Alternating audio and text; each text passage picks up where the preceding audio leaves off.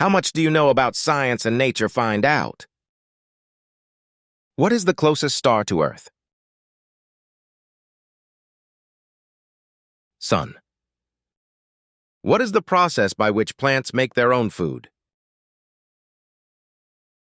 Photosynthesis. Which gas is most abundant in Earth's atmosphere? Nitrogen. What is the study of weather called? Meteorology. What is the unit of measurement for electric current? Ampere. What type of chemical bond involves the sharing of electrons? Covalent. What is the largest mammal on Earth? Blue whale.